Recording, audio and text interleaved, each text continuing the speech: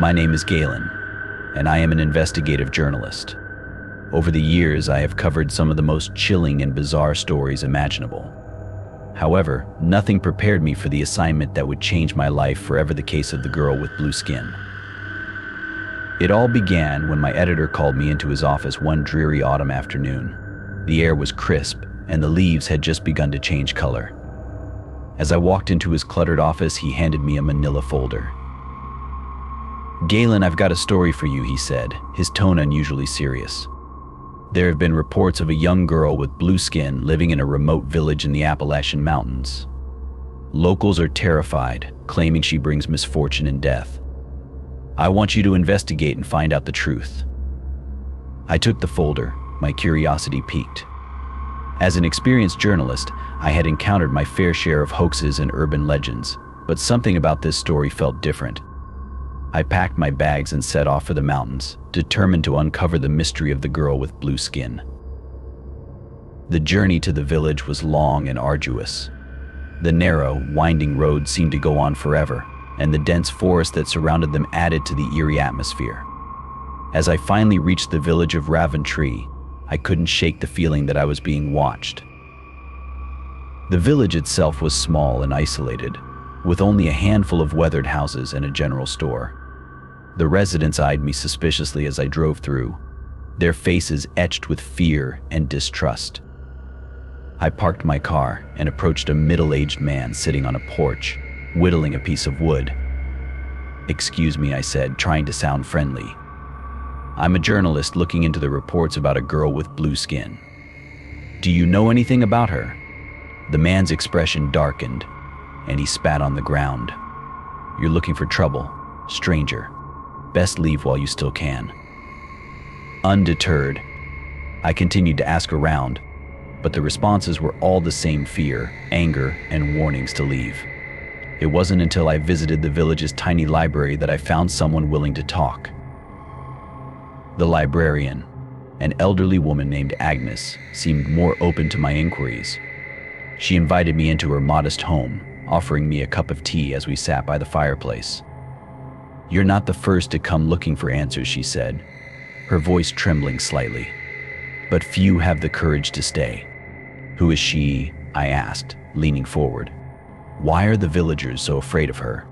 Agnes sighed deeply, her eyes filled with sorrow. "Her name is Eerie.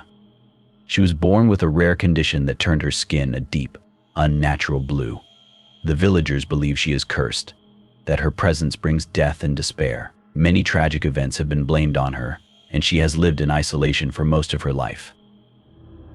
"Where can I find her?" I asked, my determination growing stronger. Agnes hesitated for a moment before finally giving me directions to a secluded cabin deep in the woods. "Be careful," she warned. "The forest is treacherous, and not just because of its terrain."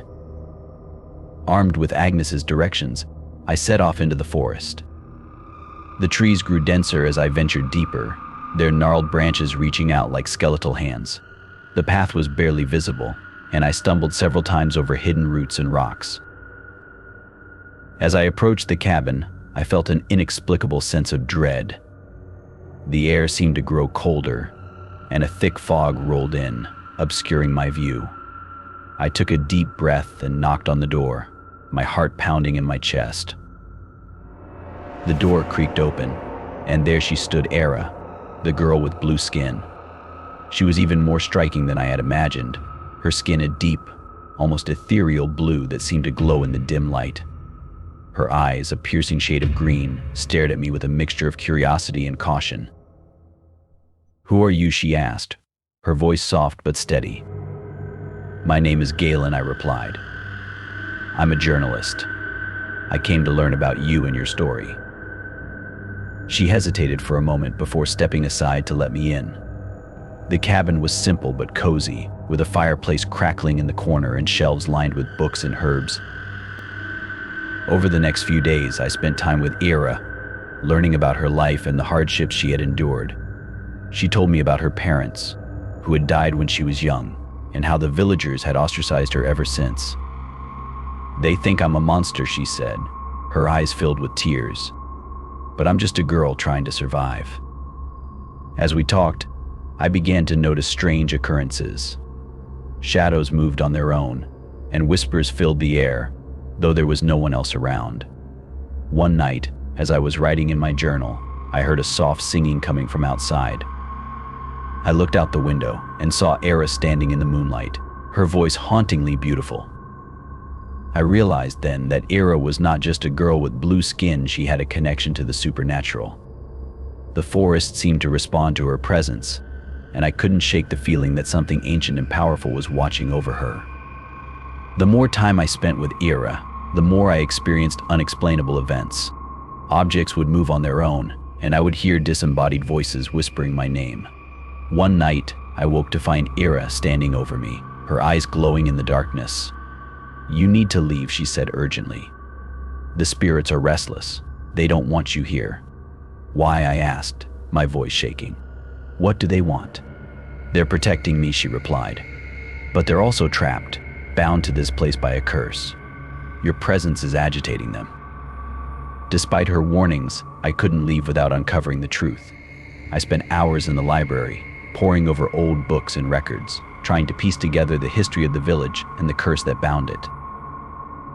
Through my research, I discovered that the village had a dark past. Centuries ago, it had been the site of a massacre. A group of settlers had encroached on sacred land, angering the spirits that dwelled there.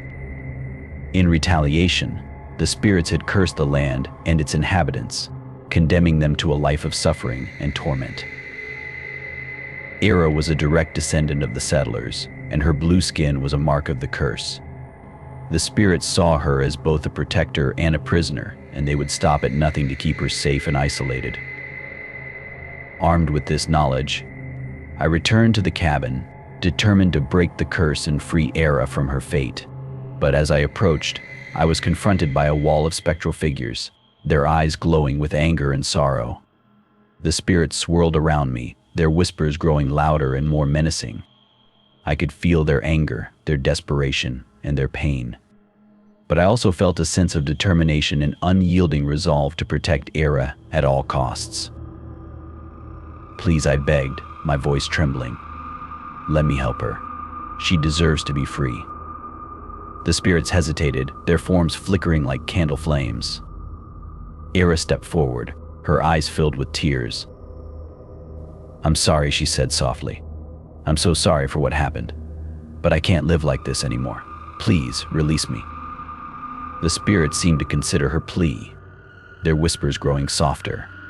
Slowly, one by one, they began to dissipate, their forms fading into the night. As the last spirit vanished, a wave of relief washed over me, and I knew the curse had been broken. With the curse lifted, Eerie and I returned to the village. The residents were wary at first, but as they saw the change in her, their fear began to fade. They realized she was not a monster, but a victim of a tragic past. Eerie began to integrate into the community, using her knowledge of herbs and healing to help those in need. The village slowly began to heal, and a sense of peace settled over the land. I returned to my life as a journalist, but I would never forget the girl with blue skin and the incredible journey we had shared.